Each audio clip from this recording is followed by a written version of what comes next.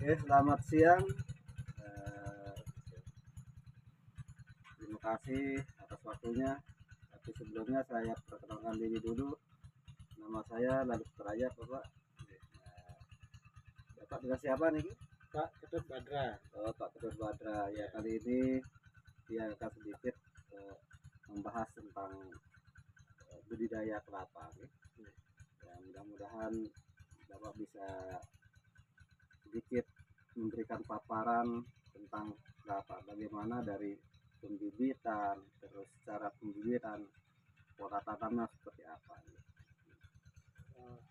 Jadi Pertama niki jenis bibit kelapa pelungu niki jenis varietasnya apa ini? kalau bibitnya bibit lokal, termasuk lokal lah Iya. ya, karena di sini itu kan kita ketemunya udah ada kelapa ya, jadi itulah yang kita pakai pakai bibit. Tapi kelapa yang umurnya sudah tua, Berarti kelapa lokal sekitaran sini. sekitaran sini. Tapi asal bibitnya dari lokal sendiri, ini dari setempat. Iya, dari setempat. Untuk kira-kira tuh kalau misalnya pergi melakukan pembibitan, langkah-langkahnya seperti apa kira-kira? Caranya? Oh, caranya gini nih, untuk kita di sini ya. Kita cari kelapa yang tua ya, yang kering kulitnya itu. Nah, itu yang kita pakai untuk bibitnya. Nah, setelah itu baru kita kita jejer lah ya, kita jejer tempat media gitu. ya di iya itulah. Nah, nanti setelah itu baru kita siram. Siram kadang 1 minggu sekali kita siram ya. Nah, barulah dia bertunas.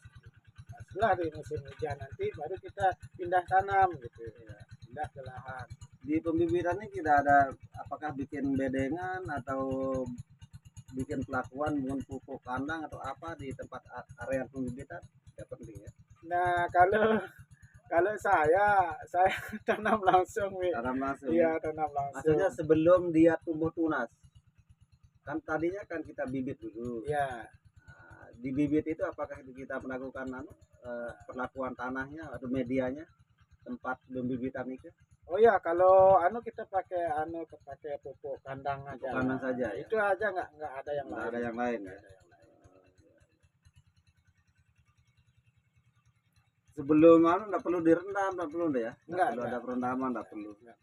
Artinya kita sudah dia itu kering, dia kita pilih varietas yang mungkin yang buahnya lebih kelihatan bagus, sudah besar, itu yang dijadikan bibit. Ya. Kalau kelapa itu harus gini, kalau di bawahnya itu harus bulat ya. Bulat. Itu yang kita pilih gitu. Atau mungkin ada pelakuan, mungkin kita apungkan di air, terus ada di apa namanya, kita sedikit kita buang anunya. Nggak ada, nggak perlu ya.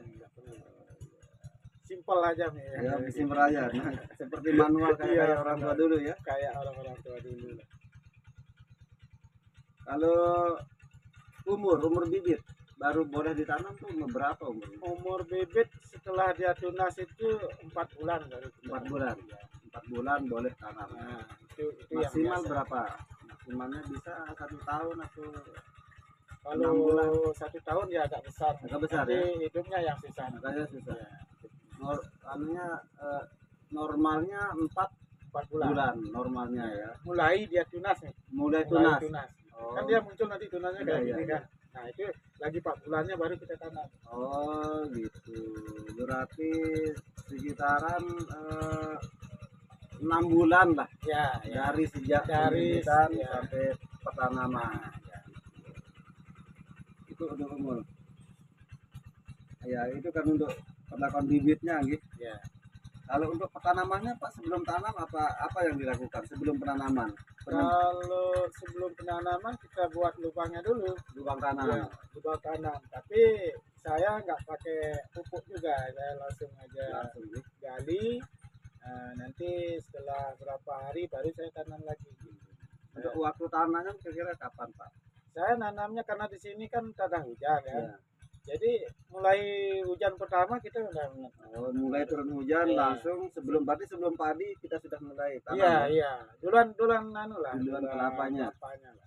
Ketimbang kita di padinya. Nah, Jadi tidak ada perlakuan ya setelah di lapangan, maksudnya setelah kita perpindahan ke tanah lapangan tidak ada perlakuan. nggak ada.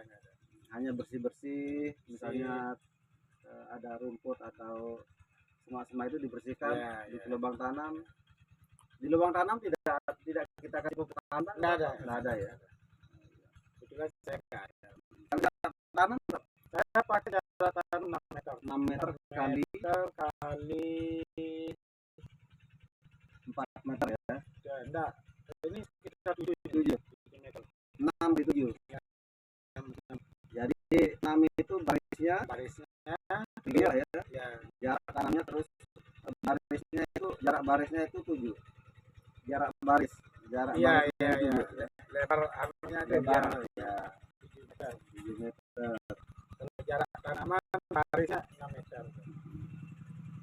Jadi tidak, karena kita masih pakai ini, artinya bukan termasuk perusahaan kalau untuk pribadi nih. Pribadi. Jadi masih mengikuti cara orang tua dulu, orang tua cara dulu. lama ya.